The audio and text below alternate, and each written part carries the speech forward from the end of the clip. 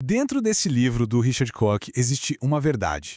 Sabe? Uma verdade tão simples que chega a desafiar tudo aquilo que a gente aprendeu sobre esforço e sobre sucesso. É uma única ideia que, uma vez que a gente entende de verdade, pode mudar completamente o jeito de trabalhar e principalmente de viver.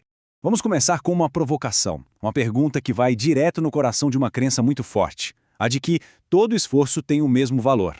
A verdade, não tem.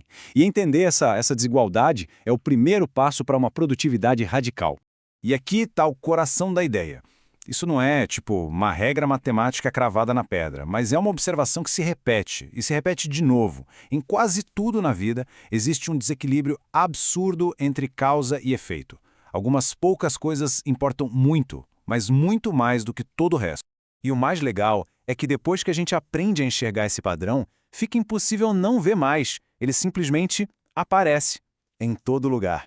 Na natureza, nos negócios, na sociedade, muitas vezes de jeitos que a gente nem imaginava. Pensa só na nossa conversa do dia a dia. Sabia que 80% do que a gente fala usa menos de 1% de todas as palavras que existem num dicionário? É um exemplo perfeito de como a gente foca num núcleo bem pequeno de ferramentas para conseguir a maior parte da nossa comunicação. Incrível, né? E isso nos leva direto para a origem econômica do princípio. Foi um economista, o Vilfredo Pareto, quem reparou nisso pela primeira vez. Ele viu que 80% da riqueza e das terras lá na Itália estavam nas mãos de apenas 20% da população. Ele, sem saber, plantou a semente de uma ideia que ia crescer muito além da economia.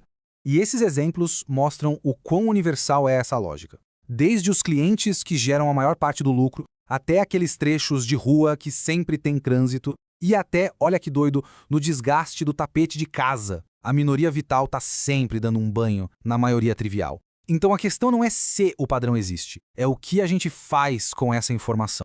Certo. Agora vamos ver como essa observação meio que aleatória virou uma arma secreta no mundo dos negócios, onde esse princípio foi usado para gerar ganhos gigantescos de eficiência e, claro, uma vantagem competitiva enorme. Esse princípio não surgiu assim do nada. Ele foi sendo redescoberto e lapidado ao longo de décadas por mentes brilhantes que viam o mesmo padrão em áreas completamente diferentes, sabe? Da linguística à engenharia industrial. Mas foi Juran quem realmente pegou essa observação e transformou numa ferramenta de gestão poderosa. Ele levou essa ideia para o Japão e ajudou a começar a revolução da qualidade, ensinando as empresas a focar nos 20% de causas que geravam 80% dos defeitos nos produtos. Simples e genial. Esse aqui é um dos exemplos mais clássicos e, mais poderosos. Em vez de tentar otimizar o sistema inteiro, o que seria um trabalho insano, a IBM focou no que era vital. Essa única decisão estratégica deu para eles uma vantagem de performance que os concorrentes simplesmente não conseguiam alcançar. Olha, esse gráfico aqui é bem dramático. Uma empresa de consultoria foi analisar a própria lucratividade e, bum!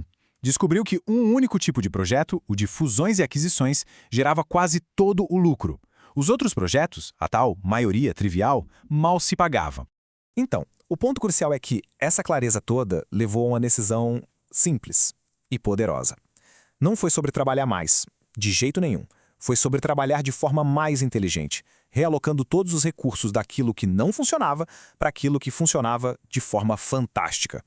Mas a verdadeira genialidade do argumento do Richard Koch é que ele tira o princípio da sala de reunião. Ele argumenta que o poder mais profundo dessa ideia é usá-la como uma ferramenta para construir uma vida melhor, uma vida mais feliz. Esse quadro aqui mostra a virada de chave na nossa cabeça. A gente é ensinado a pensar de forma linear, mais horas de trabalho igual a mais resultado. O princípio 80-20 meio que nos liberta disso, mostrando que o verdadeiro sucesso vem de identificar e amplificar aqueles poucos esforços que geram resultados desproporcionais. E essa citação desafia de frente a nossa obsessão moderna com a correria, com estar sempre ocupado. As maiores conquistas não vêm da agitação constante, mas sim de um foco relaxado nos poucos momentos e atividades que realmente importam. A clareza surge no silêncio, não no caos. O Koch descreve essa dualidade como o yin e o yang do princípio. O lado duro, da eficiência, cria espaço, tempo e recursos. E o lado suave usa esse espaço para a gente focar no que realmente nos nutre, no que nos dá alegria. São opostos que se complementam perfeitamente. E essa é a pergunta que traz o princípio para dentro de casa, para nossa vida. Pense um pouco nisso. Quem são as poucas pessoas que trazem mais alegria? Quais são aquelas raras atividades que nos fazem sentir realmente vivos? Essa é a minoria vital de cada um de nós. Certo? Então, depois de identificar essa minoria vital, como é que a gente transforma essa percepção em ação? Porque aplicar o princípio não é só um ajustezinho, é uma revolução pessoal na forma como a gente usa nosso recurso mais precioso de todos, o tempo. A estrutura é bem simples, mas não é fácil. Exige coragem para identificar o que de fato importa. Exige disciplina para eliminar ou delegar todo o resto. E exige foco para multiplicar as atividades, as pessoas e os projetos que dão os maiores retornos, seja em dinheiro ou em felicidade. É importante lembrar, não se trata de adicionar mais coisas na lista de tarefas. Pelo contrário, é uma realocação estratégica implacável. É a arte de conseguir mais fazendo menos, mas fazendo as coisas certas. E para começar essa jornada, fica aqui uma última pergunta inspirada diretamente no princípio. Qual é a única coisa que dá para parar de fazer amanhã mesmo que liberaria uma quantidade desproporcional de tempo e energia? A revolução 80-20 de cada um começa com essa única e pequena decisão.